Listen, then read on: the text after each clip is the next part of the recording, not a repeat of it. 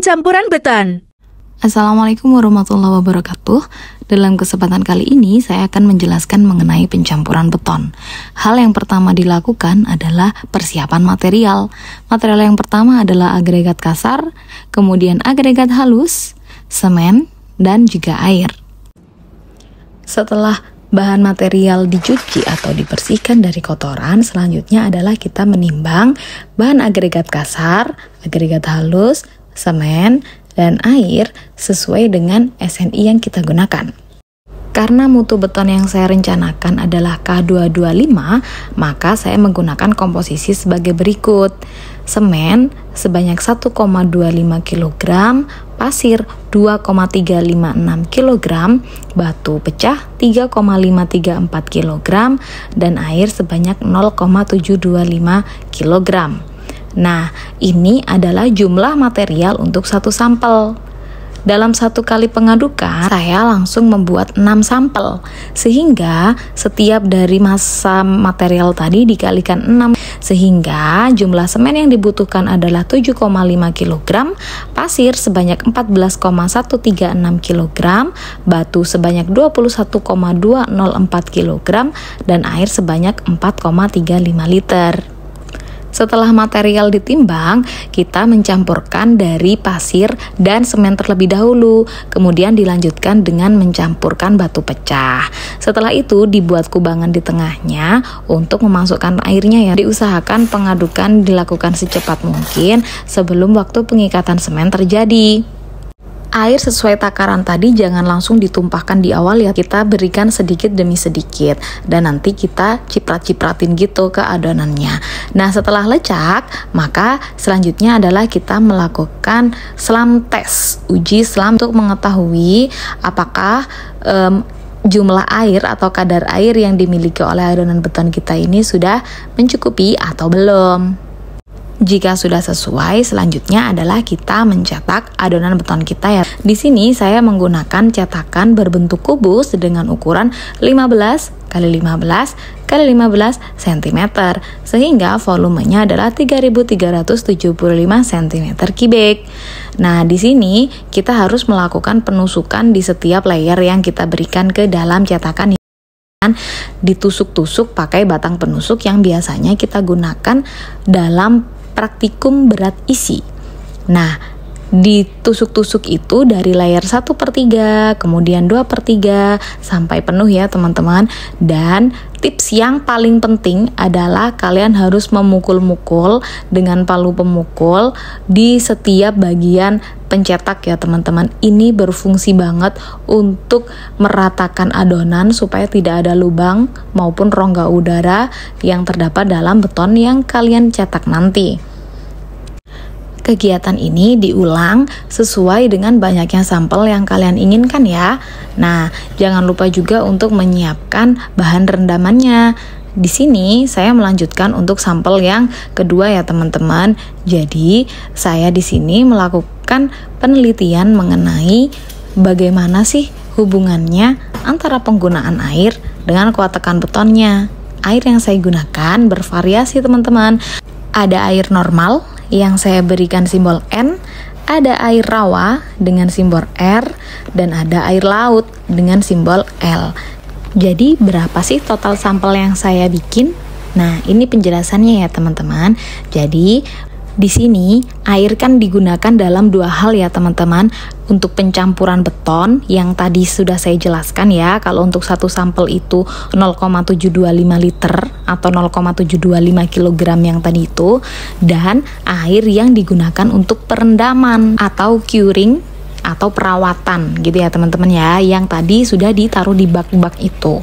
Nah, airnya di sini kan ada 3 nih, air normal, kemudian air rawa, dan air laut. Nah, jadi sampelnya itu yang pertama, dalam pencampuran saya pakai air normal dan perawatannya juga pakai air normal. Itu saya bikin 6 sampel. Kenapa kok 6 sampel? Karena 3 sampel itu untuk uji kuat tekan beton umur 7 hari dan 3 sampel untuk kuat tekan 28 hari gitu ya teman-teman. Jadi untuk setiap variasi itu kita butuh 6 sampel ya, untuk 7 hari dan 28 hari gitu ya. Nah sekarang sampel yang kedua itu saya pakai pencampurannya pakai air normal dan perawatannya pakai air laut. Sampel yang ketiga pencampurannya pakai air normal, perawatannya pakai air rawa.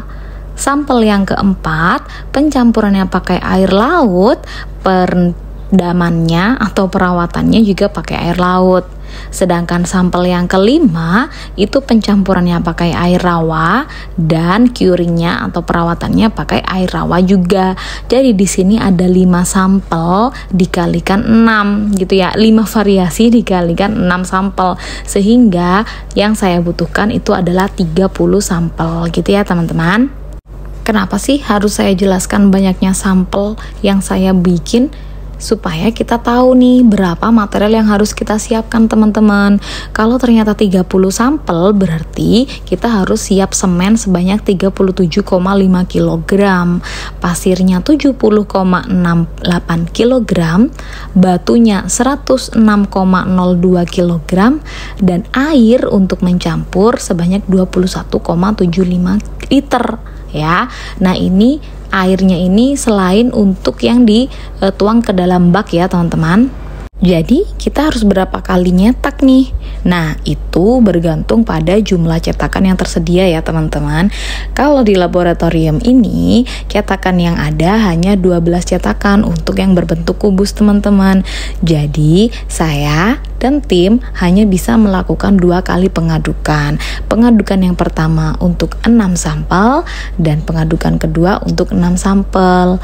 Terus kapan cetakannya bisa dipakai lagi? Cetakan bisa digunakan ketika adonannya sudah mengering ya teman-teman ya, sudah berbentuk kubus. Nah dari pengalaman yang sudah saya lakukan, kubus ini sudah bisa dilepas dari cetakannya setelah 24 jam dari pencetakan. Jadi sangat disarankan untuk teman-teman membuat time schedule dari penelitian yang akan dilakukan. Contoh, pada tanggal 1 teman-teman bikin 12 sampel untuk variasi 1 dan 2. Kemudian di tanggal 2 teman-teman membuka cetakan untuk variasi 1 dan 2, melanjutkan untuk pembuatan sampel variasi 3 dan 4. Begitu seterusnya ya. Karena apa? Persiapan yang matang akan membuat penelitian teman-teman lancar dan tanpa halangan. Nah, ketika membuka cetakan, kita juga harus memulai dari awal ya teman-teman. Cetakan harus dibaluri lagi dengan oli karena untuk membuka mur itu sangat susah teman-teman. Jadi harus selalu dibaluri dengan oli begitu ya, dan itu prosesnya termasuk lama dan memakan waktu banget sih teman-teman. Jadi teman-teman harus siap alat-alat atau perintilan kecil seperti tang, baut, mur, oli, majun, tisu, ember, dan lain-lain itu sangat dibutuhkan ya teman-teman. Jadi bukan hanya material dan alat-alat seperti alat ujinya atau neracanya, bukan itu saja yang dibutuhkan. Siapkan sematang-matangnya semua alat dan bahan yang akan digunakan. Dan tidak lupa juga siapkan kamera berupa kamera digital atau kamera pada handphone dalam keadaan ready ya teman-teman. Ready dalam artian penyimpanannya sudah tercukupi, resolusinya bagus, dan sudah ada tukang dokumentasi yang telah teman-teman sediakan, begitu ya. Selanjutnya yang disiapkan adalah pedomannya teman-teman. Jadi kalian harus sudah membaca pedoman itu di rumah. Apa sih yang besok harus dilakukan? Apakah sudah betul materialnya ini segini kilogram? Apakah sudah sesuai dengan mutu beton yang akan direncanakan? Nah, tips terakhir adalah apa sih yang harus dibutuhkan atau apa yang harus dipersiapkan adalah stamina. Kenapa? Karena untuk pencampuran beton ini kita benar-benar membutuhkan tenaga ya, mulai dari pengangkutan barang material, kemudian menimbang setiap material, kemudian kita mengaduk adonan beton itu juga kan butuh tenaga banget ya teman-teman, apalagi kalau sampelnya itu ternyata banyak variasinya gitu. Kemudian seperti yang ditampilkan ini, kita kan harus merendam beton ya, itu kan kita angkat-angkat, dan betonnya itu sekitar 7-8 kg teman-teman untuk satu sampel. Jadi teman-teman harus sudah siapkan stamina dari rumah. Terima kasih.